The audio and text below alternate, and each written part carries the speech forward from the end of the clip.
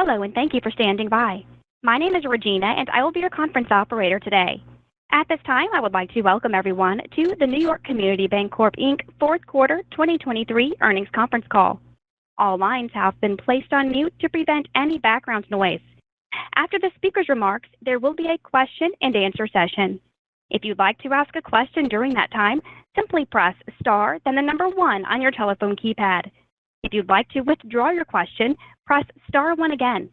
I would now like to turn the conference over to Sal DiMartino, Chief of Staff and Vice President of Investor Relations. Please go ahead.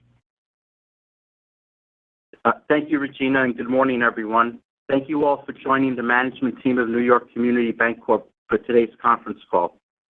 Today's discussion of our fourth quarter and full year results will be led by President and CEO Thomas Cangemi, who will be joined by the company's Chief Financial Officer, John Pinto, along with our President of Banking, Reggie Davis, and the President of Mortgage, Lee Smith. Before the discussion begins, I'd like to remind you that certain comments made today by the management team of New York Community Bancorp may include certain forward-looking statements within the meanings of the Private Securities Litigation Reform Act of 1995. Such forward-looking statements we may make are subject to the safe harbor rules. Please review the forward-looking disclaimer and safe harbor language in today's press release and investor presentation for more information about risks and uncertainties which may affect us. Now, I would like to turn the call over to Mr. Cangemi. Thank you, Sal. Good morning, everyone, and thank you for joining us today. Before we go into the details of this year's results, I would like to provide some commentary to put the past year into perspective. When I was appointed President and CEO 3 years ago, we embarked upon transforming the legacy New York Community Bank business model from a monoline thrift to a dynamic, diversified, full-service commercial bank. 2023 was an important inflection point. We built on the momentum created by the Flagstar acquisition that closed in December of 2022 and continued to successfully execute our transformation strategy while establishing a clear path for future growth. We reported $2.3 billion in net income available to common stockholders, up from $617 million in 2022. We significantly diversified our balance sheet, with commercial loans representing an increasingly greater percentage of total loans. Similarly, the percentage of non-interest-bearing deposits to total deposits have nearly quadrupled since just before we closed the Flagstar acquisition. We began the Flagstar integration successfully, meeting every milestone throughout the year, with the systems conversion set for mid-February. We also unveiled a rebranding campaign that will launch shortly after the systems conversion is completed, which has been well received both internally and externally. And we acquired select financially and strategically complementary assets and liabilities of Signature Bank, which strengthened our balance sheet by adding a significant amount of low-cost deposits and added a middle-market business supported by over 130 private banking teams. Importantly, the addition of Signature Bank catapulted us to over $100 billion in total assets, placing us firmly in the Category 4 large bank class of banking institutions between $100 billion and $250 billion in total assets. The last 3 years were all a buildup of this moment, and since the closing of the Flagstar acquisition in particular, we have been preparing to cross this important threshold. When the opportunity to acquire Signature presented itself, and we were honored to be selected as the winning bidder by the FDIC, the benefits were clear. This acquisition allowed us to advance our strategy while strengthening and diversifying our balance sheet. However, this acquisition also meant we would become a $100 billion-plus bank sooner than we had anticipated, subjecting us to enhanced prudential standards, including risk-based and leverage capital requirements, liquidity standards, and requirements for overall risk management and stress testing. Alongside the integration of 3 banks, NYCB, Signature, and Flagstar, and as we prepare for our first capital plan submission in April of this year, we have pivoted quickly and accelerated some enhancements that come with being a Category 4 bank. Specifically, we are taking decisive actions to build capital, strengthen our balance sheet, and risk management processes, which better aligns us with the relevant peers for a bank of our larger size and complexity. These actions include investing to strengthen our risk management capabilities to align with the enhanced prudential standards applicable to Cat 4 banks as set forth under Reg YY, building our reserve levels, which brings our ACL coverage more in line with peer banks, including Category 4 banks, and adding on-balance sheet liquidity as we prep for Regulation YY compliance. We believe these actions are another prudent step in enhancing our risk management infrastructure. I will go on to more detail in a moment on how these actions impacted our results in the fourth quarter. We are also accelerating our capital build by reducing our common stock dividend to 5 cents per share. We understand the importance and the impact of this decision to our stockholders. This was not made lightly. While NYCB remains well capitalized under all applicable regulatory requirements, resetting our capital allocation priorities was a necessary step to accelerate the building of our capital. We are confident that these actions we took in the fourth quarter and the continued execution of our strategy will position the company to deliver enhanced value over the long term. We successfully grew into a $50 billion plus bank in 2018, and we believe the actions we are taking now are building the foundation to make our transition to a $100 billion plus bank even more successful. Moving now to the results. The company reported $2.3 billion in net income available to common stockholders in 2023, or $3.24 per diluted share. On an operating basis, which excludes merger-related charges, a $2.2 billion bargain purchase gain related to signature transaction, and a one-time special FDIC assessment of $39 million, reported net income available to common stockholders of $609 million, or 80 cents per diluted share. As I said earlier, the actions we undertook impacted several items during the fourth quarter. In the fourth quarter of 2023, we reported a net loss of $252 million, or 36 cents per share. On an operating basis, the company reported a net loss of $193 million, or 27 cents per share. Our fourth quarter results were impacted by the actions we undertook, including a $552 million provision for credit losses. Let's begin with asset quality. Non-performing loans were stable in the fourth quarter as compared to the third quarter of the year, despite some continued weakness in the commercial real estate sector. At December 31st, 2023, non-performing loans totaled $428 million and represented 37 basis points of total loans, compared to $435 million, or 40 basis points in the previous quarter. During the fourth quarter, we significantly built our reserves to address office sector weakness and an expected increase in criticized loans due to repricing risk in the multifamily portfolio, which better aligns NYCB with our relevant peer banks, including Category 4 banks. At December 31st, 2023, the allowance for credit losses was $992 million, up $317 million compared to the previous quarter, and represented 1.17% of total loans, up from 74 basis points compared to the previous quarter. Excluding loans with government guarantees and lower-risk mortgage warehouse loans, the ACL coverage was 1.26% in the fourth quarter, compared to 80 basis points in the previous quarter. Since the third quarter of 2022, we have built our reserves by $774 million. Net charges for the quarter were $185 million, or 22 basis points of average loans, driven by two loans. First, we had one co-op loan with a unique feature for pre-funded capital expenditures. Although the borrower is not in default, we transferred the loan to held for sale in the fourth quarter and expect it to be sold during the first quarter. Importantly, this loan is a one-off, and our review did not uncover any other co-op loans similar to this one. Second, we had an additional charge-off of an office loan that became non-accrual in the third quarter, based on an updated valuation.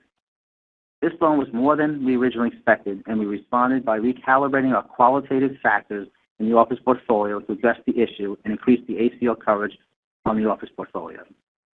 Collectively, these two loans accounted for the bulk of the charges we took during the fourth quarter. The other major action we took was regarding our on-balance sheet liquidity. During the fourth quarter, we began preparing to be Regulation YY compliant. While this was earlier than we originally anticipated, we thought it prudent to be ready to meet the enhanced liquidity requirements that apply to Category 4 banks. Therefore, we had monetized some of our contingent liquidity sources and started to build our on-balance sheet liquidity during the fourth quarter, which has continued into Q1.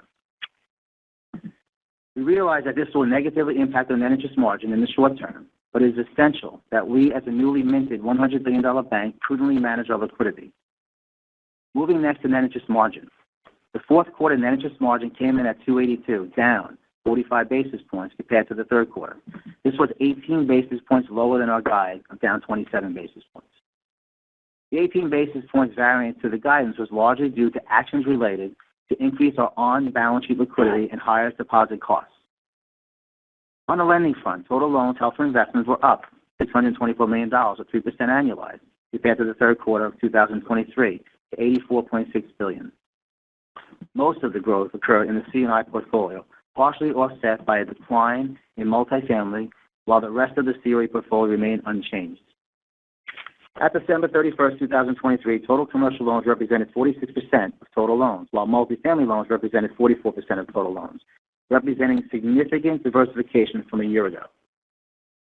Turning now to deposits. Total deposits at year-end were $81.4 billion, compared to $82.7 billion at the end of the third quarter. The decrease was primarily driven by an expected $1.8 billion decrease in custodial deposits related to the Signature transaction. Excluding these deposits, the total deposits increased $457 million, or 2% annualized, compared to the third quarter, primarily driven by growth in CDs, partially offset by lower non-interest-bearing deposits. The shift to higher-cost CDs was due to increased competition and customer behavior. Deposits from legacy Signature teams, excluding deposits to the loan portfolios we did not retain, increased $1.5 billion since the end of March. Moving now to expenses. Excluding non-interest expense, non-core expenses, which this quarter included the FDIC special assessment of $39 million, total OpEx for the 3 months ended December 31st, 2023 were $557 million, down $28 million compared to $585 million for the 3 months ended December 30th, 2023. The decrease was primarily driven by compensation and benefits expense due to lower incentive compensation expense, partially offset by higher professional fees. Turning now to our full year 2024 guidance. In the past, we have typically provided just quarterly guidance. However, in order to provide more transparency and to be more in line with industry peer practices, we are providing expanded full year guidance in which we have summarized in our investor presentation on slides 36 and 37. In 2024, we expect period-ending total loans to decline 3 to 5% compared to December 31st, 2023. Period-ending total deposits to increase between 3 to 5%. Cash and security balances to increase $7.5 billion on a combined basis. The net interest margin 2.4 to 2.5% for the full year, inclusive of actions to increase on-balance sheet liquidity for Regulation YY compliance. Non-interest income in the range of $570 million to $620 million, which includes mortgage-related income of $220 million to $260 million. Operating expenses in the range of $2.3 to $2.4 billion, due to a full-year impact from Signature Bank, the full-year impact of 13 private banking teams from the former First Republic Bank, Signature Bank integration deferral to 2025 in order to minimize customer impact, and additional costs related to becoming a Category 4 bank. Normal compensation and benefits expense increases, and approximately $60 million of conversion-related savings from Flagstar. We expect our CET1 regulatory capital ratio for the holding company to be at 10% by year-end 2024, and a 23% full-year tax rate. We enter 2024 having taken prudent balance sheet actions as we become a Category 4 bank. Importantly, the bank has a solid foundation in place and a proven track record across business cycles. We believe we are positioned well to navigate our growth and development as an organization and deliver for customers. And we are confident that it will enable us to deliver long-term value for stockholders. Finally, I would like to say a special thank you for all of our teammates. We have a fantastic team, and as always, we deeply appreciate the dedication and commitment to our clients, customers, and communities. With that, we'll be happy to answer any questions you may have. Operator, please open up the line for questions. At this time, I would like to remind everyone that in order to ask a question, press star followed by the number 1 on your telephone keypad. We ask that you please limit your initial question to 1 and return to the queue for any additional questions that you might have. Our first question comes from the line of Ebrahim Poonawala with Bank of America. Please go ahead. Good morning. Good morning. I guess maybe if we can start on credit. So obviously, you took a huge reserve bill this quarter. Just talk to us in terms of your expectations around losses going forward. So one, what's the reserve build at the end of the fourth quarter cover and what that implies for future reserve build through the course of 2024? And then give us a sense relative to the charge-offs you took in the fourth quarter, 22 basis points. Where do you see credit losses migrating next year? And if you expect any losses to come from the multifamily book. Thanks. Abraham, I appreciate the question, Abraham. Let me just give you a general view of the fourth quarter and the process on where we came in at. Obviously, we looked at the marketplace, we looked at the office perspective and the general office weaknesses throughout the country, and we really did a deep dive in the office portfolio as well as thinking through payment shock and interest rate shock given the rise of interest rates that we've experienced over the past few quarters, in particular the impact to our customers in respect to repricing. We took into account that perspective and clearly had significant addition to our reserve build, where a lot of that reserve build went into the office in particular. I believe the number went from 200 basis points reserve going from Q3 to 800 basis points reserve, in particular for office. So given that, we gave out the statistics on the actual performance of the portfolio, there hasn't been a whole lot of change in respect to the NPAs and delinquencies. However, we had moved some of these loans into a status of criticized position because of the nature of thinking about the office sector and the reserve build out with the anticipation of office still having difficulties within the marketplace. That being said, 800 basis points, I believe, gets us very close to in line with our current peer group, which is a new peer group, Category 4 banks, as I indicated in my previous remarks. And we're confident that we continue to look at the portfolio in significant detail as we are now benchmarking ourselves into a marketplace that has changed. No question has changed, and we're focusing on payment shock, interest rate shock, and the developments in the commercial space. If you want, John, if you want to add some more comments back to the ACL and the application there as well. Sure, Tom. And besides the office portion of the ACL bill, the other item that Tom mentioned earlier is around the multifamily loan portfolio and the repricing risk in that portfolio. As we see our loans continue to hit their option date and reprice higher, we want to make sure that risk is captured in the qualitative factors as well this quarter. So we were able to do that and increase the reserve on multi as well. So we saw increases specifically in office and CRE and multi when you look at a coverage ratio from an ACL perspective. Right. But do you expect that the coverage and the pressure on multi translating into losses on that portfolio? On the multifamily portfolio, we have not seen significant losses in multifamily, with the exception, of course, of the one loan that Tom mentioned, the multifamily co-op loan, which rolls up to the multifamily category. And historically, if you look back at what we've had higher levels of substandard throughout the financial crisis, throughout the pandemic, just the rise in substandard loans does not lead directly to specific losses. So we're still very comfortable in the quality of the multifamily portfolio. We're not seeing anything on the early stage delinquency side yet either. We did see a little pop in 30 to 89, but a lot of those loans, we had about $60 million that cleared right after 12/31 in the first couple of weeks of January. So we're not seeing any significant trends in the multifamily portfolio besides the repricing risk that we spoke about. So, Abraham, in addition to that comment, I would add that when you think about how we looked at the forward curve, we looked at the interest rate environment as of the fourth quarter. We did not take into account changes in future interest rates when we shocked the cash flow, both the payment shock and interest rate shock. So we believe that's pretty punitive in the event of a potential Fed pivot. So we're assuming that rates stay where they are, and we'll roll that out for a year. And what is the impact on future borrowers that have to go into year 6, and it will go into an IO structure, into an amortizing structure, and we shocked them. That put a lot of those loans closer to a 1-for-1 debt service coverage ratio, in some cases slightly below on a pro forma basis, and that will be a substandard view of the asset, although they are in performance status. And as we all know, last year we had an abundance of customers take the SOFR option when SOFR was much lower, and obviously they ran through that. They're waiting on the sidelines. They feel very strongly that they're going to exercise their ability to lock in longer-term financing when rates move the other way. So they're sitting on the sidelines, paying the bank SOFR plus a spread, and they'll make their decisions when there's a possibility of a rate change. That's what we're hearing from our customer base. Got it. And maybe, John, just on the net interest margin, so fourth quarter is at 2.82%. Just give us the trajectory of the 240 to what do you expect the NIM to reset in the first quarter? And then is that guidance still hold if we get 3 or 4 rate cuts during the year? Yes. Yeah. On your second question, yes, the guidance would still hold with 3 rate cuts throughout the year. And if you look at the full year 240 to 250 margin, we're comfortable with that for the first quarter as well. But as we see the probably a little closer in the first quarter to the lower end of that spectrum, but we're comfortable with the guide both for the year and for the first quarter. Got it. I'll hop out. Thank you. Your next question comes from the line of Steven Alexopoulos with J.P. Morgan. Please go ahead. Hey, good morning, everybody.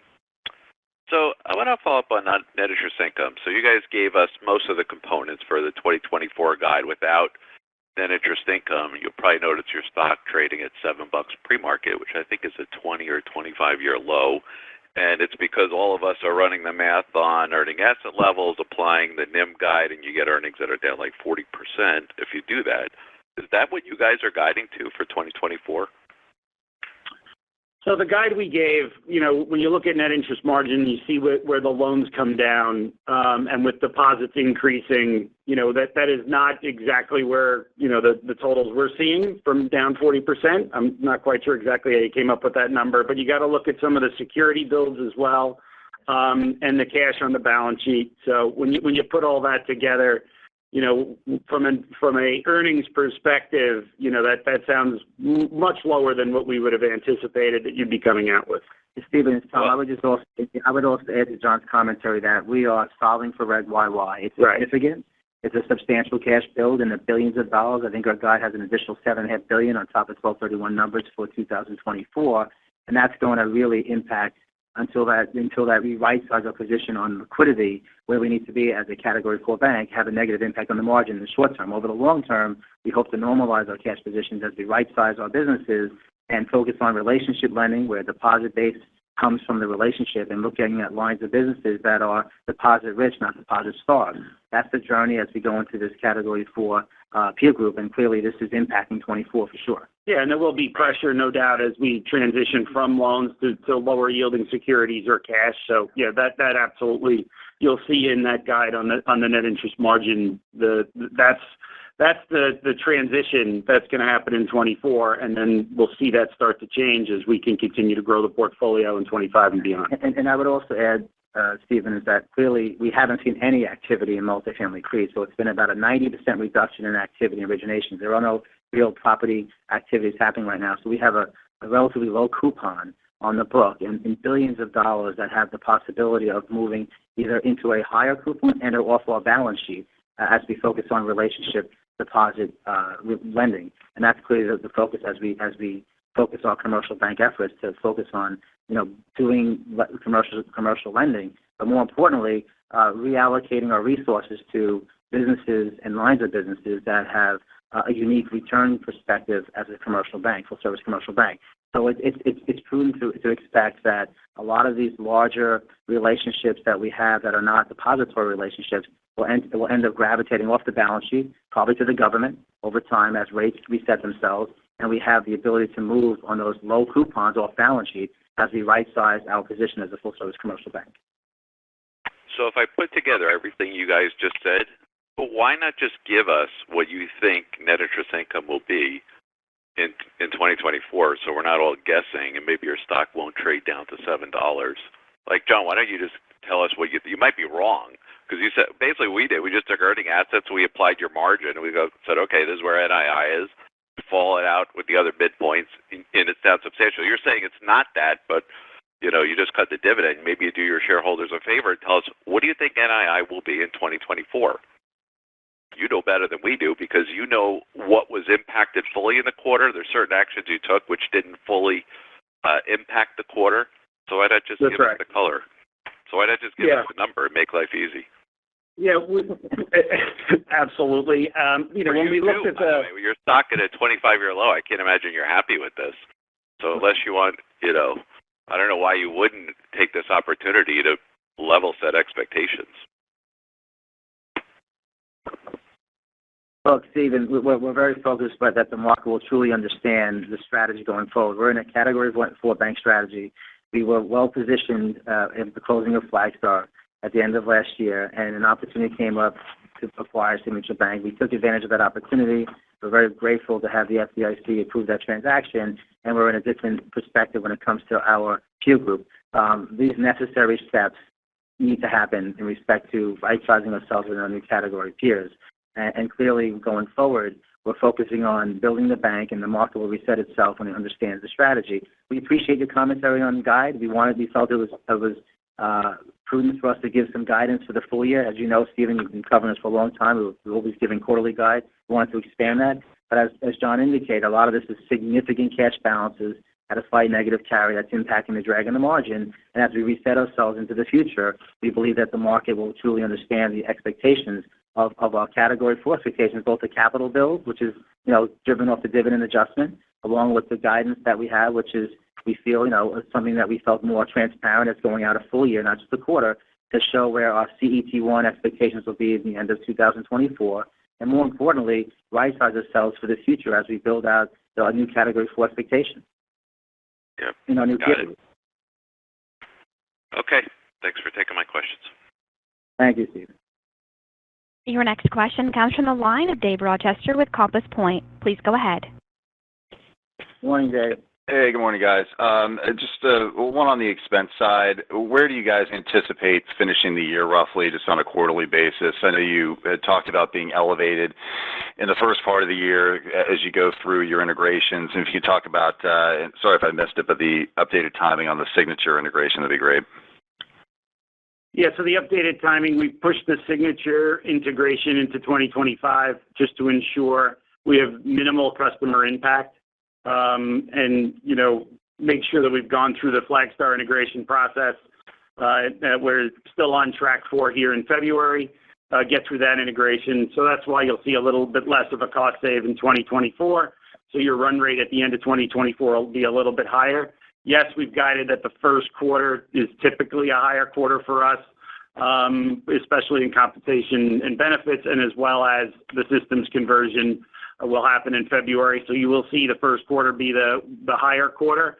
But from a trend perspective, the fourth quarter, when you're going into 2025, will be in that lower end of the range that we gave on an annualized basis, with the start of the year at the higher end of the range. Okay, thanks. And then just on the credit analysis that you've done for this quarter, it sounds like you're assuming stable rates through year end, and I'm assuming that incorporates all the repricing that you're expecting in the multifamily book through year end. So it's kind of a catch-all for everything that you're looking at through 2024. Is that right?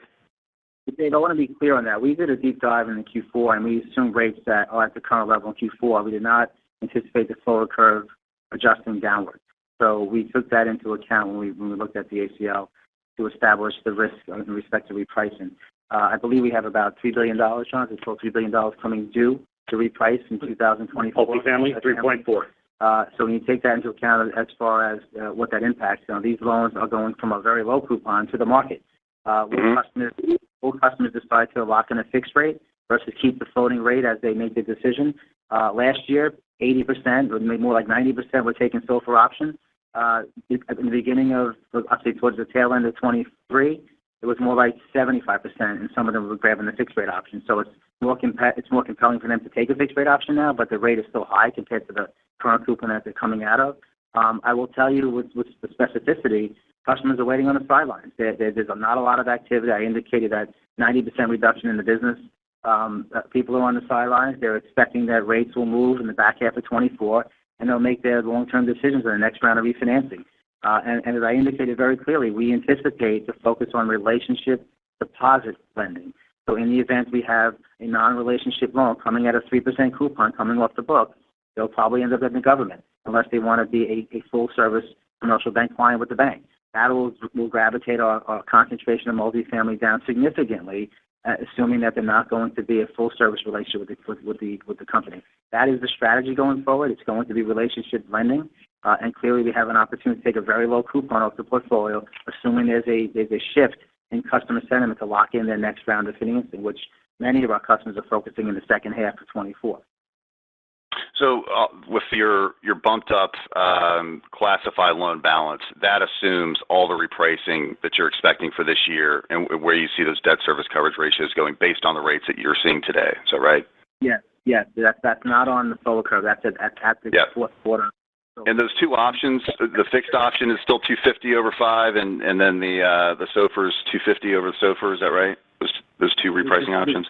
Just to be clear, we assumed they all went into the SOFR option, so the more punitive option. We took an air of conservatism there. We did not take the fixed rate option as an option. So we went more conservative and looked at soon everyone's going to ride the SOFR curve until they decide to lock in the next round of refinancing, which also stressed the debt service coverage ratio. So SOFR versus the fixed rate option is more punitive.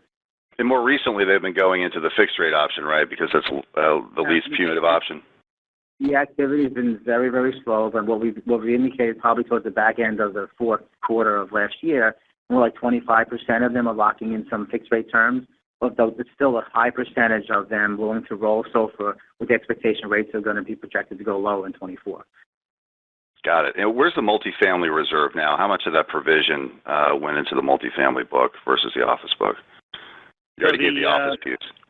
Yeah, when you look at the allowance coverage ratio, the quarter over quarter is up 95%. So we went from 42 basis points to 82 basis points. Historical losses are 13. Got it. Correct. Lifetime losses are 13. Okay, great. Thanks, guys. I'll step back. Sure. Your next question comes from the line of Casey Hare with Jefferies. Please go ahead. Morning, Casey. Yeah, thanks. Good morning, everyone. So question on the 10% CET1 target. I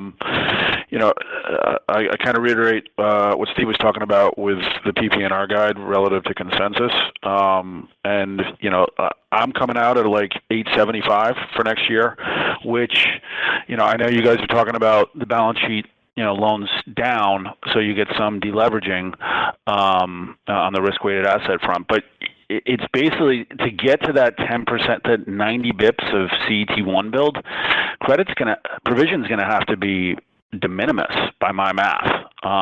So I kind of, again, want to address, what are you guys baking in for provision to get to that 10% level? And is that aggressive?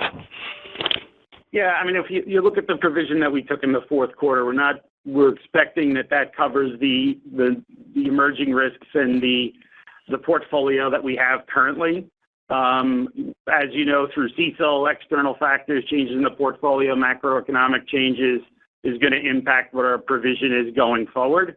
So historically, if you look at where our provisions have been, they've not been as big as, of course, we took in the fourth quarter. We are very comfortable with the early delinquencies that we're seeing, and those trends have not dramatically jumped up. So, when you look at that concept of where the provision can be, we'll flow it through, of course, our CECL models and go through that process. But, yeah, there's not anywhere near as significant a provision as we saw in the third and the fourth quarter combined in 2024 that we're expecting right now, given what we're seeing in the portfolio and in the portfolio dynamics. We do appreciate that substandard and criticized loans, of course, could still increase from here, and that's something that we will manage through as we go forward. But when we're looking at that potential, that's what we've tried to capture in our CECL modeling with the facts that we know right now. Yeah, Casey, it's Tom. Just so in addition to that, obviously the dividend adjustment adding back to accretive of capital is also forecasted in our 10% CET1 for the year. That's right, as well as the shrink in RWA as we're taking loans down and we're growing it with cash and 0% securities, to a lesser extent, of course, 20% securities in the Fannie and Freddie space. Okay. So of the criticized assets in office and in multifamily, it looks collectively, it looks like about $4 billion. How much of that is coming due in 24? From a maturity perspective, it's a very, very low number. From an option perspective, it's a very manageable amount, because when you look kind of through why it would be substandard is it's coming through in that year bucket that Tom mentioned. So when we're looking at repricing risk, a lot of the substandard category would be the stuff that's coming through in that next 12 months from a repricing perspective. So when we look at especially on the multi side, those would be coming up to their option dates, a large portion of that number. And that's due to the fact that that's how we're capturing that repricing risk, is that's getting to that 1.0 or just over or just under 1.0 coverage ratio. Gotcha. Thanks. Your next question comes from the line of Chris McGratty with KBW. Please go ahead. Morning, Chris. Oh, good. Hey, good morning, Tom and John. The slides mentioned the goodwill impairment test, and I know in the past when banks have had to write off goodwill, it's led to the dividend. I assume this is a little bit reverse order, right? You cut the dividend first and may impair intangibles, the goodwill going forward. Is that kind of the right way to read that? Well, we're in the middle of evaluating the goodwill on our balance sheet and going through the process to see and evaluate if there is any impairment of goodwill. You know, as you know, that goodwill stems from transactions back to 2003. But we will evaluate that based on the facts in the fourth quarter and what we're looking at now as part of our impairment analysis, and we'll make that decision. Okay, but if you were to impair it, would there be any subsequent action you think would need to happen? I guess is my question. No, from a regulatory capital ratio, the goodwill impairment wouldn't impact regulatory capital ratios, so there's not anything else that I would expect. Okay, great. And then maybe, Tom, for you, whether it's a 50% or 40% cut to numbers, we can work through our numbers. But the ROE is going to be, by my math, kind of mid to upper single digits. How do we think about just the ROE construct of this company now that you're through 100, understanding you've got some near-term headwinds? But how do you think about ROE? Great question. I mean, obviously, 24 is going to be the year of the Category 4 comparatives for us. We have some heavy lifting to focus on regarding balance sheet metrics, the ACL, which we built up significantly, the dividend adjustment as we built CET1. But going forward, when we think about the long-term prospects of the business model, the company is in a unique position to compete. We're focused on being within the median peer group over time, and we're gravitating with a significant enhanced liquidity position as a result of Reg YY. That's really driving the margin under pressure in 24 as we reset the cost structure, as we integrate the systems, the processes, and build out the businesses. And we focus on businesses that have higher returns to the company. We focus on relationship banking. We would like to be in the median peer group over time. It's not going to happen in 24, but that's the strategy over the longer term. As the market understands the longer-term strategy to be a Category 4 bank, as our peer group has changed dramatically, going from $90 billion prior to the acquisition of Signature in March into the catapulted into the $100 billion club. We have some balance sheet items that we need to focus on them, and we believe we were focused in the Q4 to address some of those items. The capital bill we talked about. Now it's going to be about operating effectively as an institution on enhanced prudential standards and risk governance framework that's necessary as we roll out this Category 4 bank. And over time, if you think about the median peer group, over time, that's what we'll strive for. It's not going to be a 24 story. It's going to be a long-term story, and hopefully the market will truly understand the long-term story as we reset ourselves as a Category 4 bank. Okay, thanks, Tom. Sure. Your next question comes from the line of Christopher Marinac with Janney Montgomery Scott. Please go ahead. Thanks. Good morning.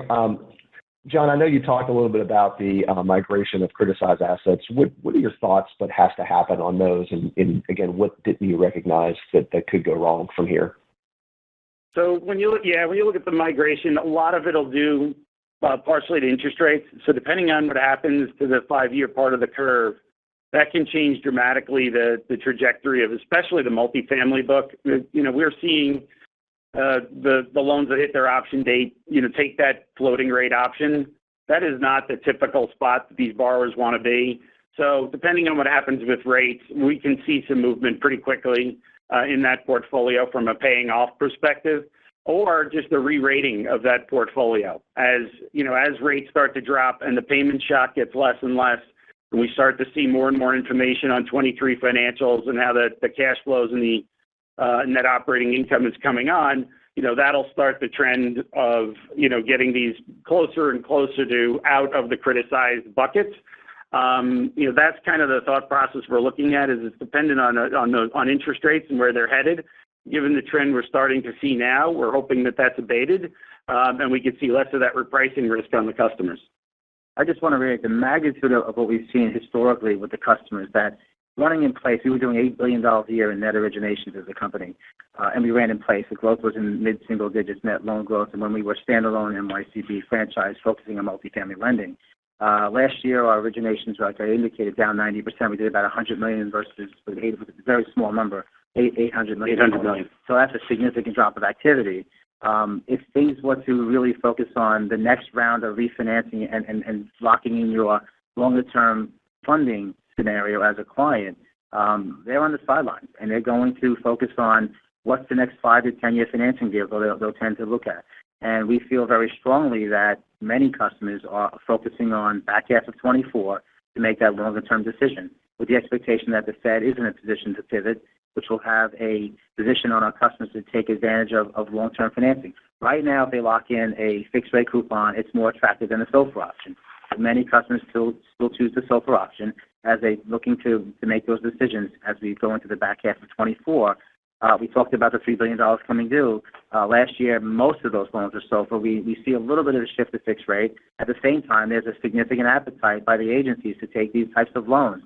And we're going to be very focused to right-size our position to ensure that relationship lending stays on the book and non-relationship lending will move outside of the portfolio as we reduce our exposure to this area and put our cash flows into businesses that have higher returns as a firm. Tom, thanks. That's helpful background. And just to follow up, I guess, is, do any of your borrowers have alternatives outside of the banking industry? Could they go to alternative funds, or is that interest rate simply too great for them to consider? Great point. I mean, look, the government is open for business. There's a huge appetite for this product mix. The agency is always one of our largest competitors. There's other bank competition as well as some of the largest banks in the country. We're pricing our risk accordingly. We feel very strongly that it's going to be a relationship-driven model that will focus on true customer relationships. And ultimately, our largest competitor is Fannie and Freddie, and they have, probably close to collectively, two of them, $200 billion of an appetite on an annual basis. There hasn't been any activity. Last year was the lowest activity we've seen, actually lower than even during the pandemic. So we're in a unique position given the fact that there's no activity. But when activity does pick up and rates do tend to move, customers will find the best vehicle, and the government is very accommodative there. Great. Thank you both for taking my questions. Sure. Your next question comes from the line of Steve Moss with Raymond James. Please go ahead. Morning, Steve. Good morning. Just, kind of on the loan side here, just given the change in the growth outlook, curious, how are you guys thinking about commercial real estate concentrations relative to capital, and how we're thinking about, the loan portfolio remixing here going forward? Yeah, great question, Steve. And obviously, we're targeting, down growth. That's really driven off of my dialogue talking about customers going to the government versus staying on our portfolio, non-relationship. We are moving towards a relationship lending bank focus. And clearly, our other lines of business, which are higher return businesses, will have the ability to build up our C&I book over time. We have Reggie Davis here can talk specifically about some of those specific titles, as well as Lee Smith on the warehouse. But clearly, we have a focus on moving out of a high degree of concentration, which you indicated, and focus on relationship lending and moving the cash flows into higher return businesses. Yeah, sure. I mean, I think Tom's right. From a warehouse lending point of view, as you know, we're the second largest warehouse lender. If you look at the mortgage market in Q4, it was down 12%, but our warehouse and MSR outstandings were flat. And I think, we benefited from dislocation in the market, and we've grown market share from a mortgage finance point of view. And we're also leveraging those relationships from a deposit point of view. So, as I've mentioned before, we picked up a cash and treasury management team as part of the Signature acquisition, and they're working very closely with our warehouse team and our mortgage team to leverage deposits from our TPOs, warehouse borrowers, MSR borrowers, and the MSR owners we subservice for. And right now, we're probably generating anywhere from $9 to $11 billion of deposits from that mortgage ecosystem that we touch. Maybe just put it this way. Is there a commercial real estate to total capital ratio you guys are targeting longer term that we should think about going forward here? No, I mean, look, if you carve out multifamily, I think our CRE ratio is probably in the low hundreds. Is that right, John? Low hundreds? So when you look at our legacy multifamily portfolio, which we've been doing for multiple decades, and we have a long track record of success there, we're going to look at, like I indicated very specifically, relationship deposit lending. So as we look at the marketplace, we have the lowest interest rate we've had in our public life, that's going to have to make a decision in the out quarters and out years ahead. We are going to be very prudent to manage that risk and manage the CRE concentrations and move it into higher yielding businesses, assuming these customers are not depositors. It's going to be deposit driven. That's going to be a significant shift on our concentration by this business strategy as becoming a full service commercial bank. Okay. And maybe just one on office here. I mean, obviously a big driver of the reserve build.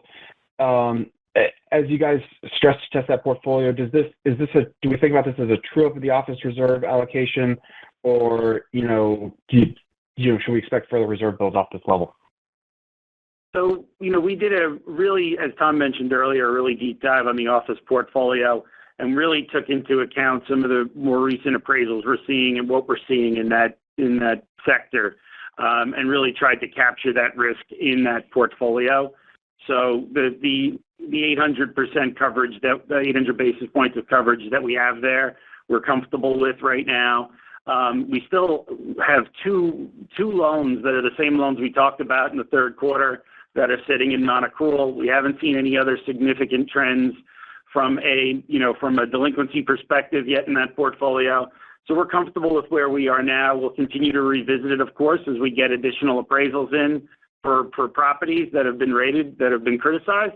But as of now, we're comfortable with where that is. And at an 8% coverage ratio, I think we've captured a lot of the risk in that portfolio that we've seen so far. Okay. Thank you. Your next question comes from the line of Manan Gosalia with Morgan Stanley. Please go ahead. Morning. Hey, good morning. On the capital side, can you talk a little bit more about how we should think about RWA migration from here? So, I know you're bringing your loans down as we move through 2024, but at the same time, as some of these criticized assets move into NPLs, is there another push on RWAs? Is there another denominator effect for capital that we should be thinking about next year?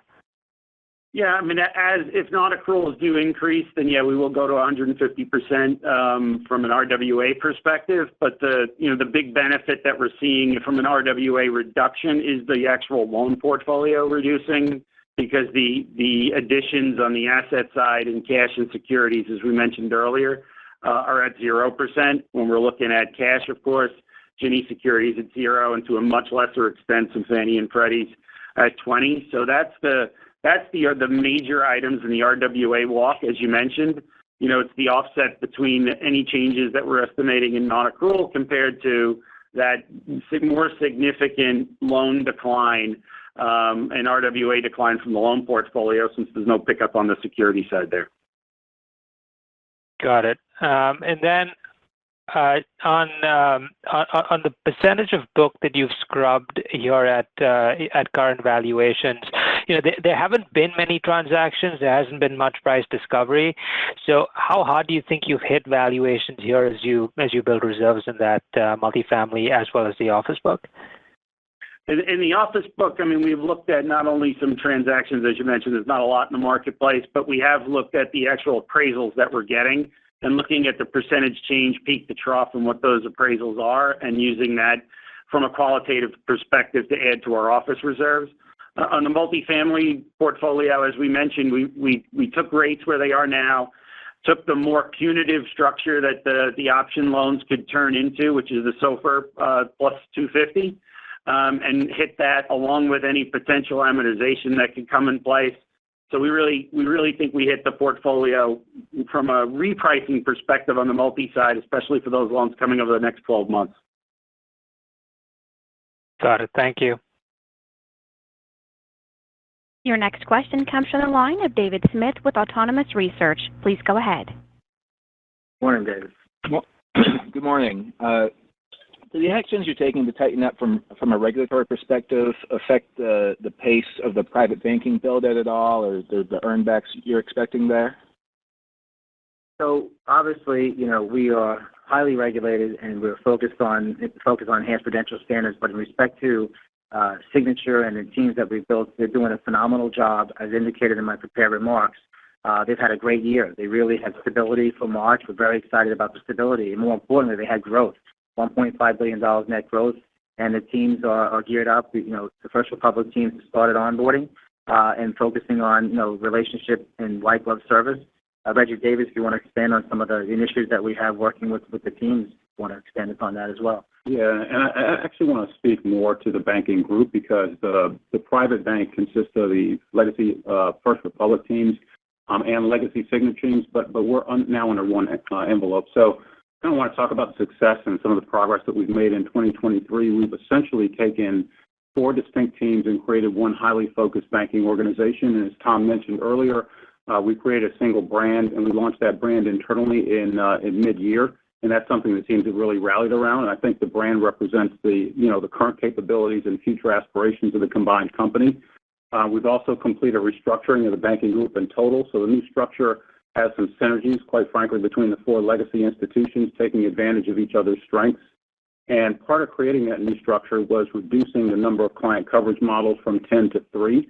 So now we operate as the private bank, the commercial banking group, and the consumer banking group. And as a result of that, and I think Tom mentioned this, we discontinued operations in several legacy businesses to further focus on relationship banking. And so the translation of that is, if we're going to use our balance sheet, we're going to use it to get deposits.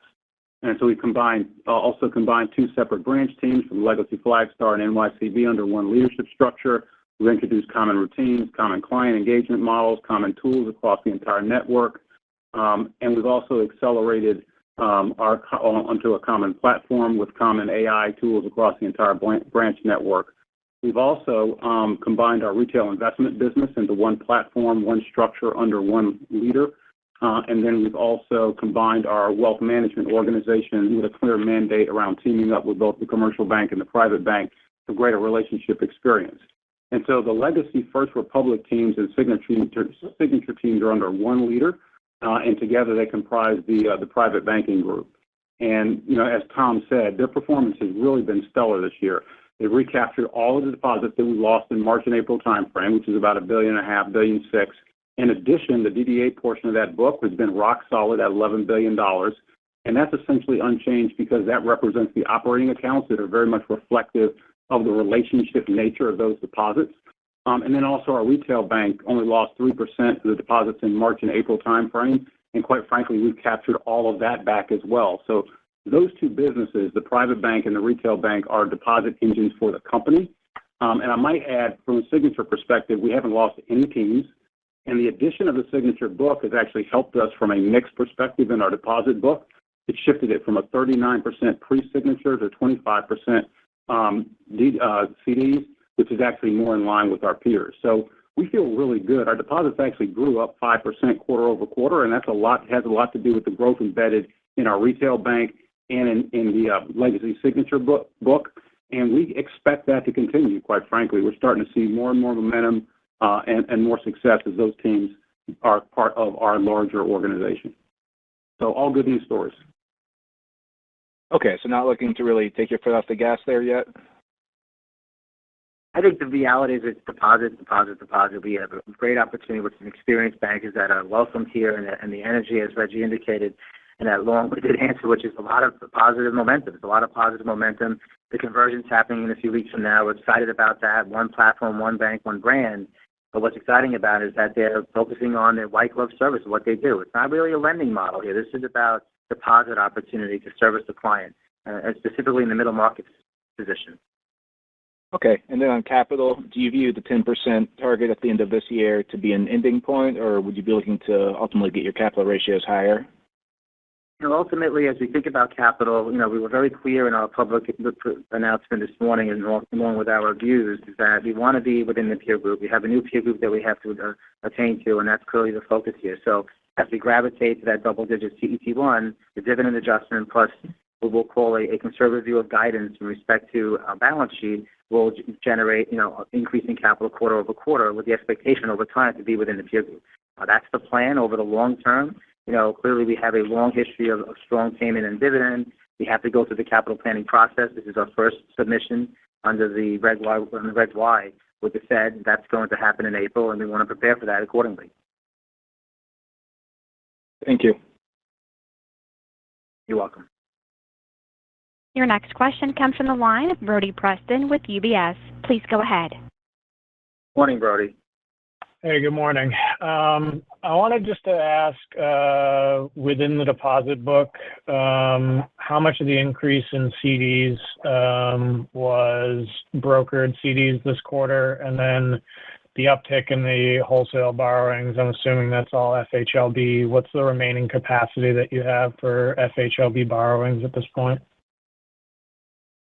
So from a FHLB borrowing perspective, we have, as of 12/31, significant capacity to borrow, and we'll use that to continue to build our liquidity here in the first quarter to, as we mentioned earlier, prepare for Reg YY. So we're very comfortable with the on-balance sheet liquidity and the contingent liquidity we have behind that. From the broker deposit question, broker deposits were up about $1 billion. Brokered CDs were up about $1 billion quarter over quarter. Okay, so the influx in the CDs, so the rest came from the retail network? Yeah, the rest came from the retail network. We actually raised about $2 billion over about 2 months. And that, again, that reflects the strength of our retail franchise. About 72% of that were new to bank, and about 28% were existing relationship, and we're able to cross-sell about 15% in on checking accounts. And that's going to set us up for next year in terms of converting some of those single product new clients into DDA accounts, relationship accounts. And so it's not only, it's good for the balance sheet, obviously, but long term, it also will add to a cheaper funding base. We feel really good about that. About 6,700 new clients. Okay, great. And then just on the deposit, on the deposit front again, I guess 32.7% of the deposits are uninsured, but you also have escrows down this quarter for, seasonality. I guess I wanted to ask, is the 32.7% uninsured a good read on what percent of the deposit base is institutional clients at this point? If not, what percent of the deposit base is institutional clients? And then secondarily, we saw at least one other bank that went through some stress on the deposit front earlier this year sign NDAs with some of its larger depositors. Did you guys consider doing anything like that moving forward with some of your larger depositors so that they can, feel good about the health of the balance sheet? Yeah, but when you look at some of those uninsured deposits, they're not all institutional by any stretch. There's customers in there, there's businesses in there. So that's not the escrow or entirely large balance institutional deposits. But if you look at the organizations, we had some of those balances from a 15C3 and that type of money, those types of business institutional type accounts. We don't have a lot of those deposits at all anymore.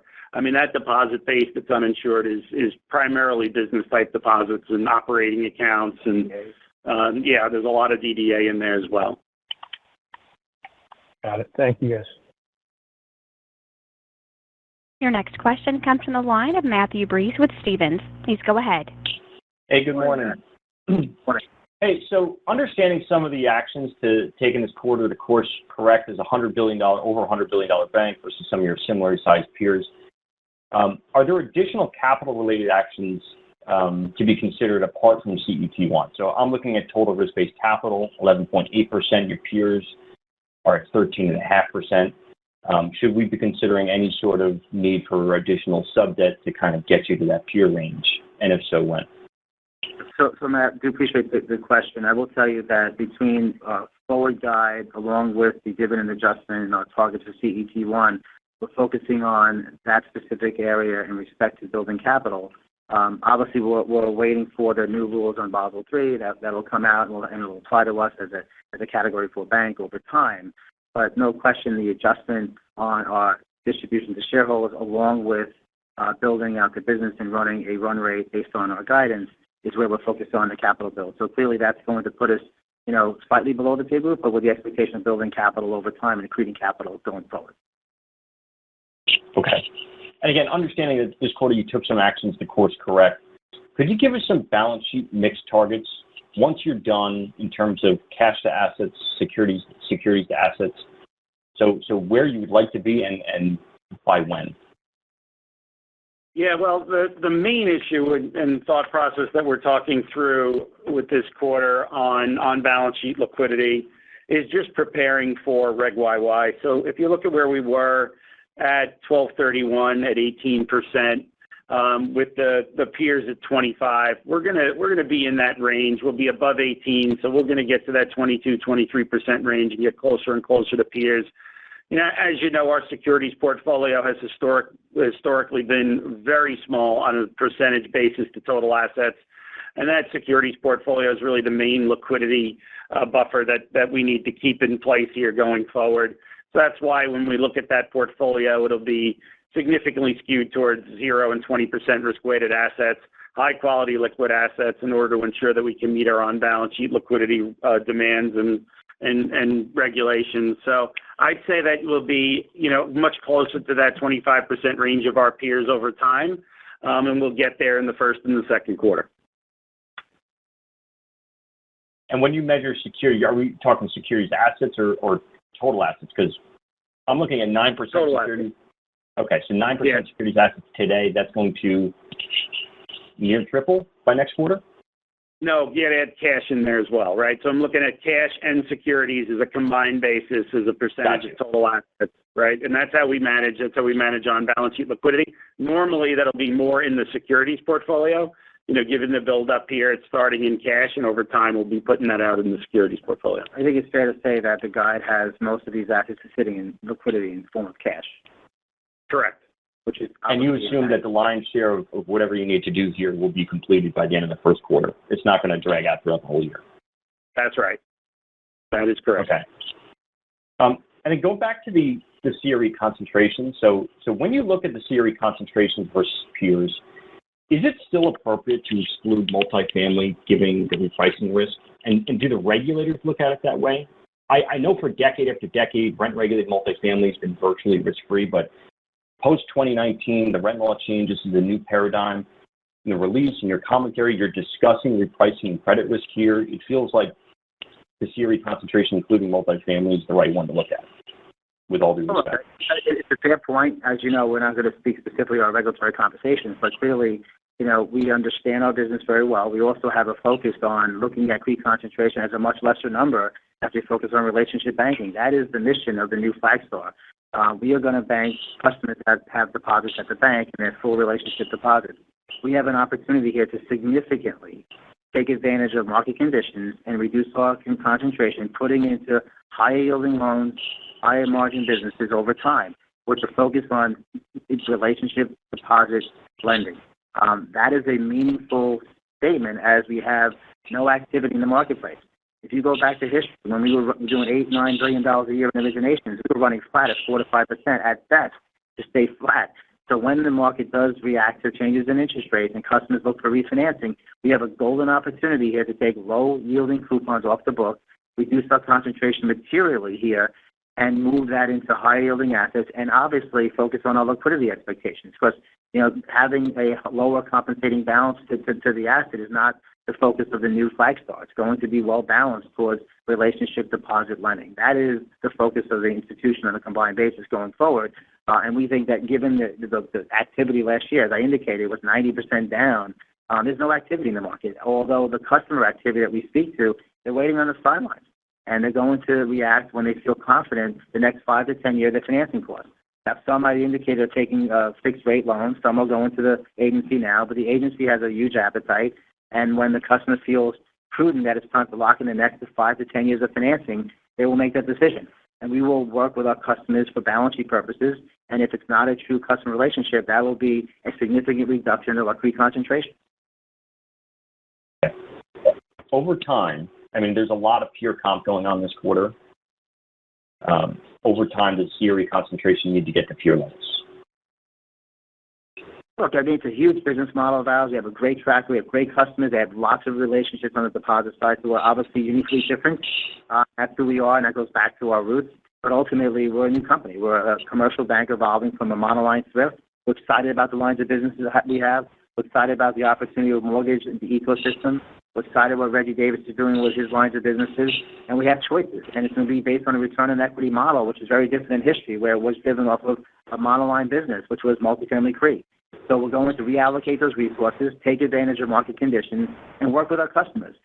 We feel very strongly that just by the mere fact that the coupon was coming off the lows, we have an opportunity to move a lot of assets at low coupon to make our balance sheet stronger and earnings profile better. Okay. Last one for me. The language here around being over $100 billion feels far more urgent today than just a few months ago. Has something changed on the regulatory front in terms of overall standing or timeline to be ready for new stress testing? There's a lot, like I said, a lot of peer comparison here. If so, can you give us some updated time frame, milestones? I know you mentioned April submission in terms of being prepared for the first stress test. Matt, we're not going to speak specifically about regulatory conversations. We're a highly regulated institution and in an industry that's highly regulated. But the reality is that we do have an April submission.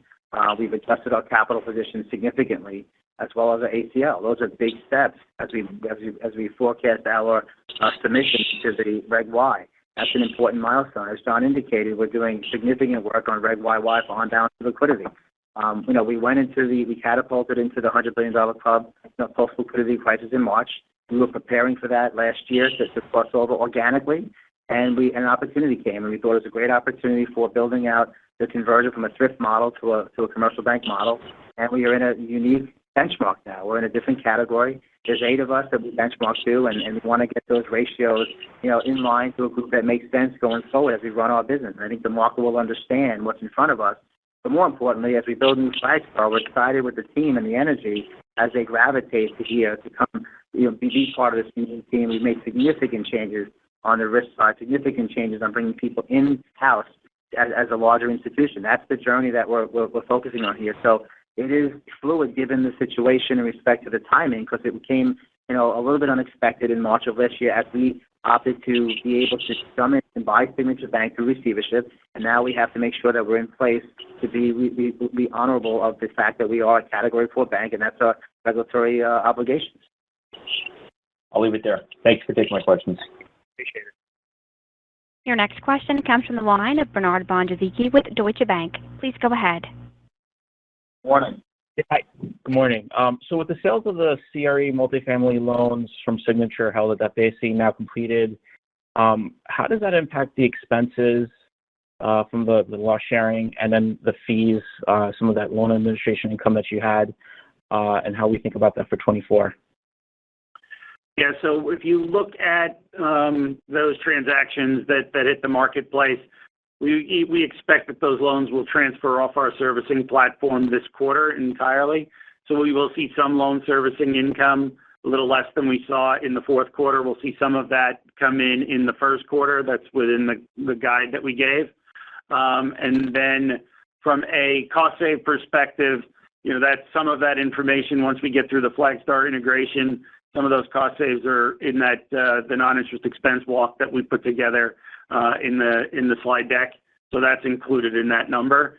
So from a quarter-over-quarter perspective, we'll see a decline fourth quarter to first quarter in income from the subservicing. And then by the second quarter, we expect that those loans will have transferred out so that we will have some cost saves that come out of that, and then the income will disappear there. And then just as a follow-up, I know there haven't been many transactions, and sounds like you're more focused on appraisals. But did these sales potentially impact your decisions to add reserves for multifamily and office? This is the Signature sales? Yeah, no, a lot of the information we're getting, a lot of it specifically comes from, the appraisal we're seeing in our portfolio. We are looking at market and any market indications that we can get our hands around and using that as well. So, we're taking into account as much information as we can to develop the right qualitative framework for especially the office portfolio. So those sales had no impact on the qualitative factor that you're mentioning? Yeah, no. We're looking at information in the marketplace, but specific sales from a portfolio perspective would not be as important for us to look at as the individual appraised information and individual factors we're getting on our book. Got it. Thank you. Our final question will come from the line of Jon Arfstrom with RBC Capital Markets. Please go ahead. Hey, thanks. Thanks for sneaking me in. Just two questions, two important questions, I think. There's some confusion on this, but did the dividend reduction have anything to do with your outlook for credit? Or was it more about looking peer-like and adjusting for the new earnings run rate? Yeah, great question. Let me be crystal clear on this. This is razor focused on looking at the company's long-term plan and being part of a new category 4 banking institution and having a capital position as we grow it into a level that we're in our peer group, and clearly the dividend significantly increases that capital position in 2024 and beyond. When you take all of the factors that we talked about between forward guidance and a dividend adjustment, we get our CET1 to double digits. That is primarily focused on the rationale there, as well as thinking about the future growth of this company as a Category 4 bank. And there's no question that this was a difficult decision as a firm, but clearly necessary as we reestablished our capital allocation story. Mm-hmm. So really not it's more about the latter. It's not about your outlook for credit, is what you're saying? Yes. Okay. Tangible book value a little over $10, maybe a simpleton question, but do you expect tangible book value to grow in 2024? Yes. Yes, we do. Yeah. Okay. All right. Thank you very much. Thank you. With that, I'll turn the call back over to Thomas Cangemi for any closing remarks. Thank you again for taking the time to join us this morning and for your interest in NYCB. We look forward to speaking with you in April regarding the first quarter 2024.